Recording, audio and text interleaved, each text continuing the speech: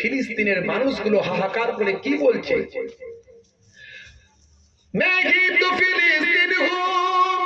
तुम मुझको बचा लो ना जालिम जुल्म करे रखते थे बये बन्ना मस्जिदे अक्सा तो শুধু তো আমার না কিবলা তো মুসলমানের তবে একলা কেন আমরা জালিম ইসরাইল বোমা করে ফেলে ফুলের মতো শিশু পিতার কোলে মরে মোদের মা বেটিকে 75 বছর ধরে ইজ্জত তাদের লুটে জালিম যখন চাইবে